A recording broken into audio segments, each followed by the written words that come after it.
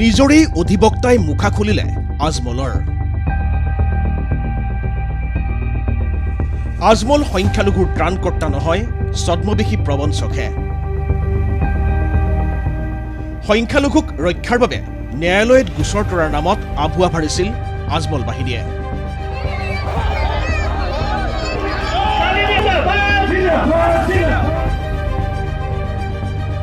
আজমলৰ অধিবক্তাৰ বিস্ফোৰক অভিযোগক নস্যাৎ কৰিও আওপকীয়াকৈ মানি ল'লে আমিনুল ইছলামে। AIUDF প্ৰধান তথা জমিয়ত উলেমা ই হিন্দৰ সভাপতি হিচাপে বদৰুদ্দিন আজমল আৰু তেওঁৰ সংগীসকলে প্ৰায়ে দাবী কৰি আহিছে সংখ্যালঘু সমাজৰ বাবে অতি উত্তম কাম কৰি অহা বুলি। কিন্তু আজমল বাহিনীৰ সেই উচ্চ দাবী কিমান সত্য? ইমান দিনে নাৰিকলৰ খোলাৰ মাজত থকা আজমল বাহিনীৰ কৃত্ৰিম আৰু নিকৃষ্ট ৰাজনীতিৰ ছবিখন খুলি দিলে তেওঁলোকৰেই অধিবক্তাই। সংখ্যালঘুৰ সন্মুখলৈ অহা প্ৰত্যাহ্বানক ওফৰাবলৈ আজমলে আইনী যুঁজ চলোৱা বুলি চলা প্ৰচাৰ ভুৱা। নাগৰিকত্ব ডি ভোটাৰ NRC সন্দৰ্ভত কোনো শক্তিশালী অধিবক্তা নিয়োগ কৰা নাই আজমলে। পৰৰ পিঠাৰে বিহু পতাৰ দৰে আজমলে কেৱল ক্ৰেডিট লয়। যিবোৰ গোচৰৰ ৰায় সংখ্যালঘুৰ পক্ষে যায় তেনে গোচৰত আজমলৰ অধিবক্তাৰ ভূমিকা নাথাকে। পাৰ্টিটো বনাইছিলে এইটোৰ কাৰণে যে IMDT এক্ট বাতিল হোৱাটো চেলেঞ্জ কৰিব, সুপ্ৰিম কোৰ্টত ৰিভিউ ফাইল কৰিব। কাৰণ তাৰ ক্ষেত্ৰত কি হৈছে, সুপ্ৰিম কোৰ্টত IMDT কেছত আমাৰ কোনো মানুহ আৰ্গুমেণ্ট কৰাই নাই। জমিয়ত হওক, আজমল ডাঙৰীয়া হওক, কোনো পক্ষৰ পৰা কোনো উকিল ভালকে লগাবা নাই। জাষ্ট নাম কাৱাস্তে উকিল দিছিলে, তেখেতে আৰ্গুমেণ্টো কৰা নাই, এফিডেভিটো ফাইল কৰা নাই। এই কথাটো তেখেতে কৈছিলে ৰিভিউ ফাইল কৰিম, আজিলৈকে ৰিভিউ ফাইল কৰা নাই। ফাইনেল হিয়াৰিং হ'ল অক্টোবৰ, নৱেম্বৰ, ডিচেম্বৰ 2023-ত, যে আপোনাৰ এই যে NRCৰ ফাইনেল যিবিলাক এই যে 19 লাখ বাকী আছে, বাকীখিনি কি হ'ব, তো এইবিলাকৰ ফাইনেল হিয়াৰিং আৰু 71 হ'ব না 51 হ'ব বৃত্তিবৰ্ষ, সেইটো হিয়াৰিং 2-3 মাহ চলিলে। আপুনি ৰেকৰ্ড মই দেখাই দিম আপোনাক, ৰেকৰ্ড আছে মোৰ লগত, চাব পাৰে। এই WPC 274 2009 আৰু WPC 562 2012 এই দুটা মাৰি ৰঙা ৰঙা ডেট আহিব। ডেট কেইটা চালে উকিলবিলাকৰ চব গ্ৰুপ নাম আহিব, উকিলসকলৰ গ্ৰুপ নাম আহিব। চালে আপুনি গম পাব যে ইভেন এই ফাইনেল হিয়াৰিঙৰ টাইমত ইমান ইম্পৰ্টেণ্ট কেছত আমাৰ বদৰুদ্দিন আজম ডাঙৰীয়াৰ কোনো উকিল নাইয়ে। 2006ৰ পৰা আজমল বাহিনীৰ সৈতে জড়িত হৈ থাকি আৰু 2015ৰ পৰা আইনী উপদেষ্টা হিচাপে থকা আবুল কাছিম তালুকদাৰে অনা এই বিস্ফোৰক অভিযোগবোৰৰ পিছত 7 ৰিখটাৰ স্কেলত কম্পমান আজমল শিবিৰ। নিজৰ অধিবক্তাই অনা অভিযোগ খণ্ডন কৰিবলৈ বিধায়ক আমিনুল ইছলামে স্বীকাৰ কৰি ল'লে হয় শক্তিশালী অধিবক্তা নিযুক্তি দিয়া নাছিল।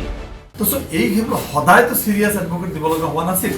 হয়, কেতিয়াবা যিবিলাক ডেটত শুনানি আমাৰ নহ'ব, তেতিয়াতো আমি 20 লাখ টকাৰ এডভকেট বা 25 লাখ টকাৰ এডভকেট ল'বৰ যুক্তি নাই।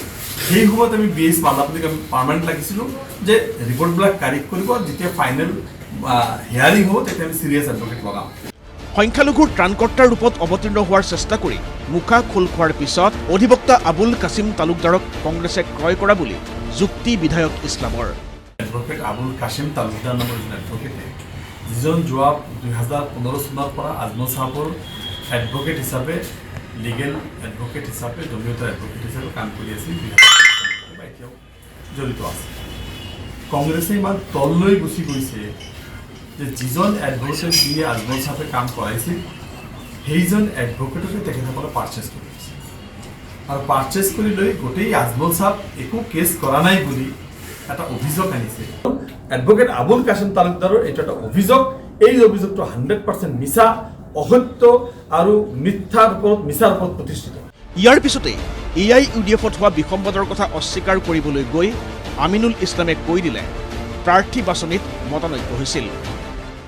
UDFৰ পাছৰ পৰা 7-9জন বিধায়কে বিসম্বাদী কৰি আছে, আৰু এই পাছৰ পৰা 9জন মানে বিধায়কে মৌলানা বদৰুদ্দিন আজমল চাহাবৰ বিসম্বাদ কৰিছে।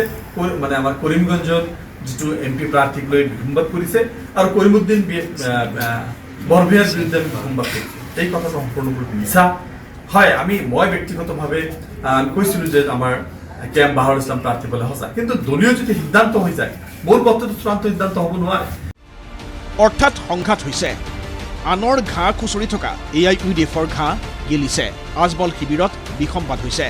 এতিয়া প্ৰশ্ন হ'ল, ভাষিক আৰু ধৰ্মীয় সংখ্যালঘুক আজমল আৰু তেওঁৰ সাংগুপাংগুসকলে সুৰক্ষা দিয়াৰ বাবে সম্ভৱপৰ সকলো কৰা বুলি চলি থকাবোৰ একোটা নেৰেটিভহে আছিল নেকি?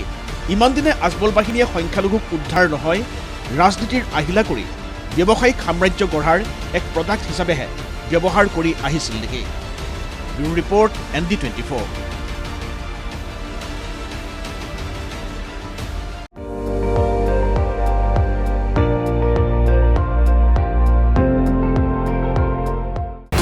আপুনি চাই আছে ND24, সৰ্বশ্ৰেষ্ঠ নহয় সৰ্বোত্তমৰ দৌৰত।